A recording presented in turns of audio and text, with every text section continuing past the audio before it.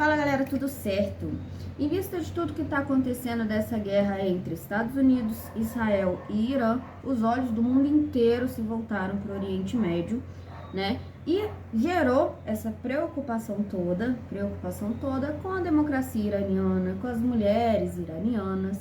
E é engraçado que não tem essa mesma preocupação, por exemplo, com as mulheres e a quantidade enorme de civis, mulheres e crianças que estão sendo massacradas em Gaza, por exemplo, né? Mas isso é papo para outro vídeo.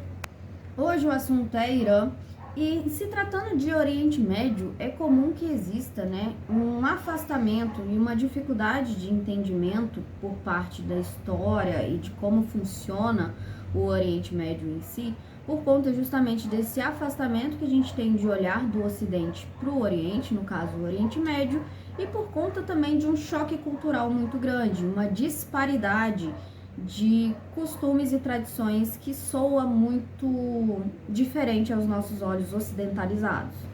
Todo esse afastamento e às vezes, em sua grande maioria também, uma parte de xenofobia, um preconceito por conta da generalização do terrorismo, né?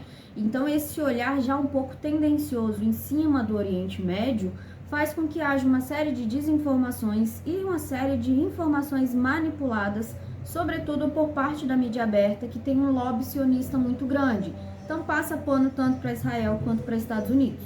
Por conta disso e toda essa atenção que tem sido dada ao Irã, o discurso utilizado pelos Estados Unidos, que é novidade zero, de levar a democracia, de respeitar as mulheres iranianas, de retirar um ditador do Irã e blá blá blá blá blá. Engraçado que respeitar as mulheres iranianas, mas atacar um colégio de meninas iranianas, matando cerca de 150, 160 crianças, meninas.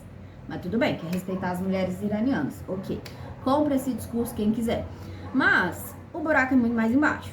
No meio disso tudo e na tentativa de criar um discurso de legitimidade em cima do que está acontecendo, a gente teve uma série de fotos e uma série de justificativas de que o Irã, que existia anterior à Revolução Islâmica, então anterior ao regime dos ayatollahs, ao regime teocrático, era um regime monárquico muito melhor do que o que está acontecendo a partir da Revolução Iraniana. Então, fotos de mulheres com roupas ocidentais, né, de biquíni, mini saia e os caramba começou a rolar para tudo quanto é canto, justificando que antes as mulheres iranianas tinham muito mais liberdade durante a monarquia do que posterior à Revolução Islâmica com o regime dos ayatollahs. Só que aí que tá, essas fotos elas vêm de forma solta falando que a monarquia era muito melhor do que a Revolução Islâmica, do que o regime teocrático e blá blá blá blá. Percebam, aqui a gente não vai tratar o juízo de valor,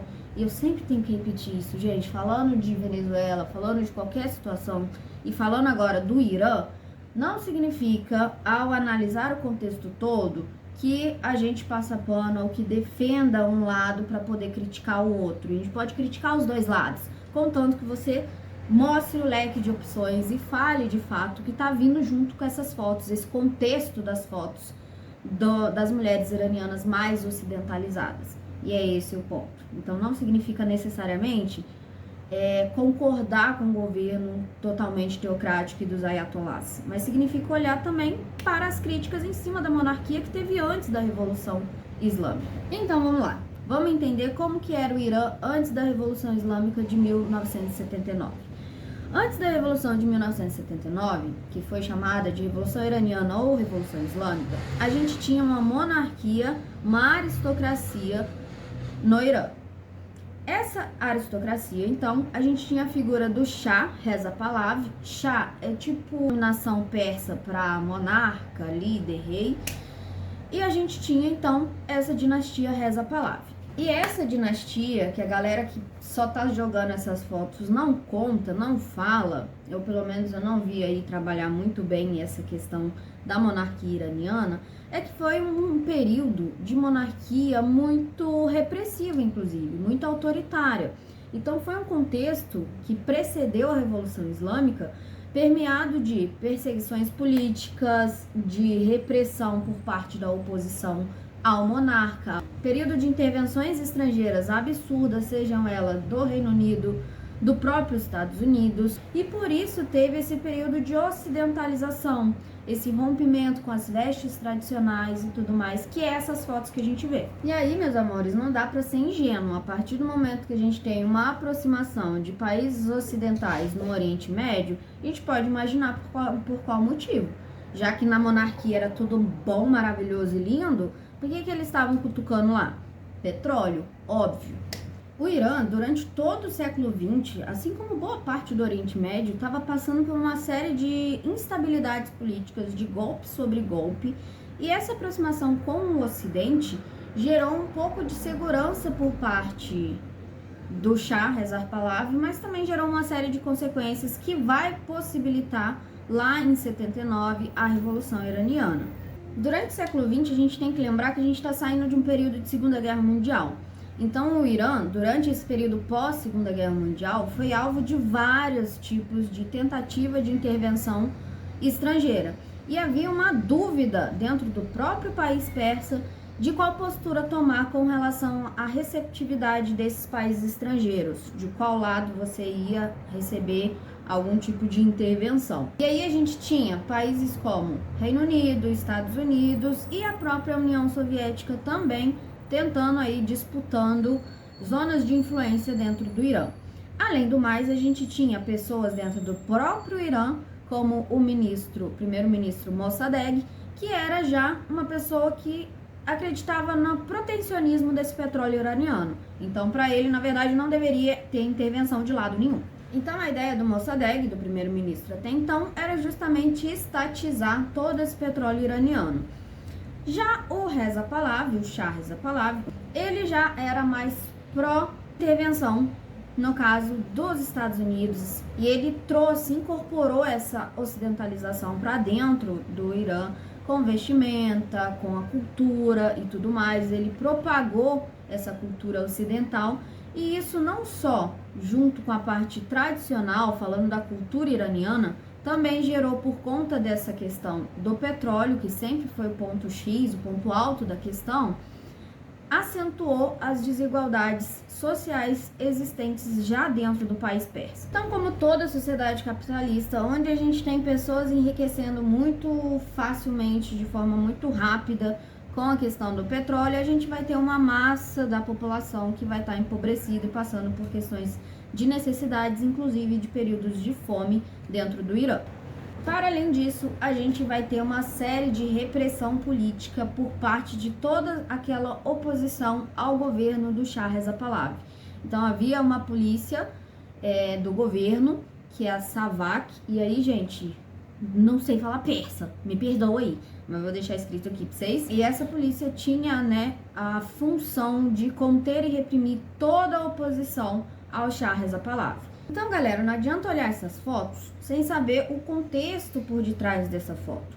Até porque esse processo de ocidentalização gerou uma comoção e uma insatisfação muito grande, porque a gente tem que lembrar que o governo teocrático dos Ayatollah não chegou à toa. A gente tinha já dentro do Irã um grupo muito forte de religiosos tradicionais. Então, essa ocidentalização, além dela não acontecer de forma totalmente distribuída para o Irã, a gente tinha a insatisfação daqueles grupos que já eram mais tradicionais e mais religiosos. Então, é esse grupo que vai começar a pressionar e ser contrário a essa ocidentalização.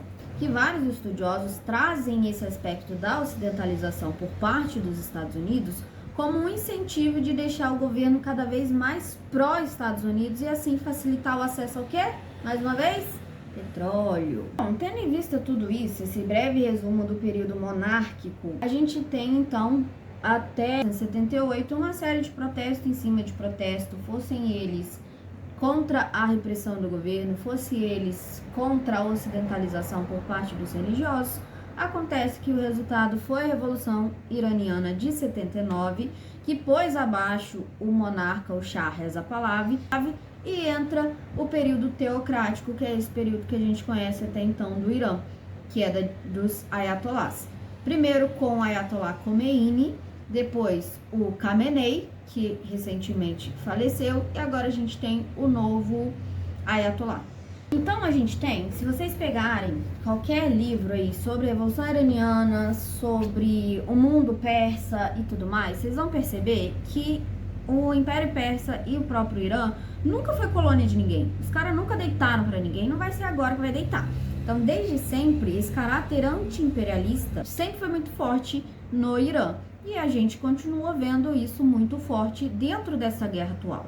Além do mais, a gente tem então essa relação entre Estados Unidos e Israel.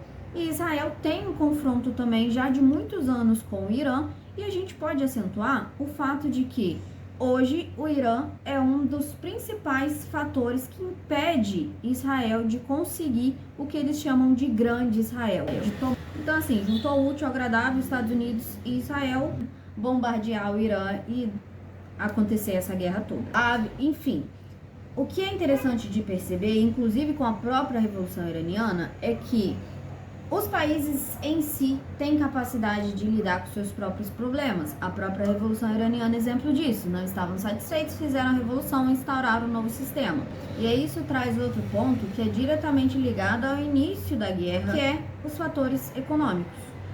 Desde a Revolução Iraniana, então um papo de quase 50 anos aí, que Estados Unidos impõe uma série de sanções econômicas que já é de praxe dos Estados Unidos, né? Fez isso com Cuba, tá fazendo até hoje, né? Os apagões que tá acontecendo em Cuba agora.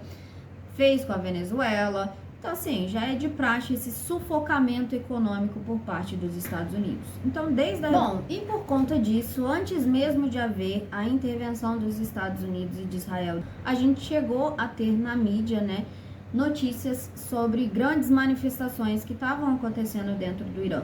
Foi inclusive uma das frases e das falas que tentaram justificar essa intervenção, o caos todo que estava acontecendo lá dentro. Então, os Estados Unidos, como um grande benfeitor que sempre foi e sempre será, não é mesmo? Teria que intervir para organizar aquela bagunça toda. E basicamente, boa parte dessas manifestações que estavam acontecendo é intimamente ligada a essas questões econômicas que eu falei para vocês. A desvalorização da moeda local e um pico inflacionário muito grande, porque pensa, se eu tenho dificuldade para vender os meus produtos e eu tenho dificuldade de importar produtos que são necessários para mim, é óbvio que vai ter uma escassez. E tendo escassez, vai ter pico inflacionário. Então, com desvalorização da moeda, cagou com a economia toda. Então, isso deixou bem acentuadas as desigualdades sociais que aconteciam no Irã. E além desse primeiro levante de manifestações ligadas diretamente à economia, a gente vai ter outras causas que vão gerar também e vão fomentar ainda mais essas manifestações. Vou tomar aguinha.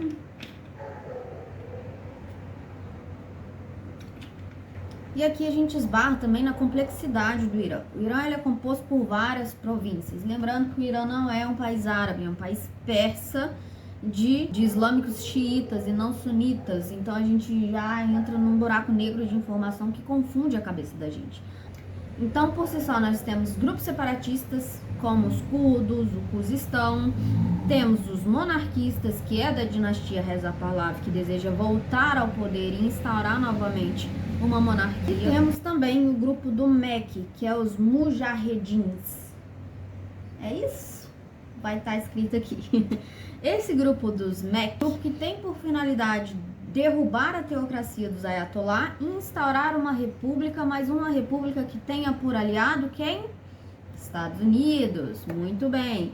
E esse grupo em específico é um grupo complicado porque eles já deixaram claro as suas intenções, inclusive, de cortar qualquer relação com a Palestina, o que iria muito favorecer os planos de Israel. Nesse contexto, antes do conflito em si, tivemos várias pessoas, inclusive do exército de Israel, do Mossad, que estava lá infiltrado no meio das manifestações iranianas para instigar a violência do Estado iraniano para justificar essa intervenção de Israel e Estados Unidos. Tá vendo como a gente vai escalonando até chegar no conflito em si? Então, para todos os efeitos, que esse breve resumão que eu fiz aqui dos antecedentes do conflito, a gente consegue enxergar, inclusive, os reais motivos, os reais objetivos tanto de Israel quanto de Estados Unidos. Mas para todos os efeitos, o objetivo desses dois países fica muito claro. Além do petróleo, tem todas as questões ligadas a Israel. E a gente tem o povo iraniano que, para surpresa, principalmente dos Estados Unidos, está resistindo muito bem. E pode ser, eventualmente, muito próximo do que aconteceu no Vietnã. Os caras, enquanto eles estiverem resistindo, quem está gastando muito mais dinheiro é os Estados Unidos. Então, dentro dessa lógica de guerra, o que os Estados Unidos achou que seria um conflito super rápido, vai chegar e fazer igual fez na Venezuela, tá dando muito mais trabalho para eles. Enquanto isso, por outro lado, os Estados Unidos perde uma série de aliados. O próprio governo de Trump tá perdendo pessoas ligadas a ele. Já teve gente desistindo do cargo por não aceitar que estejam dentro desse conflito, que não é um conflito deles, é um conflito de Israel. Então, assim, muita água para jorrar ainda. Eu quis tentar trazer esse panorama anterior, principalmente sobre o que aconteceu antes da Revolução Iraniana. Tenha ficado claro, espero que vocês tenham gostado e a gente se vê na próxima.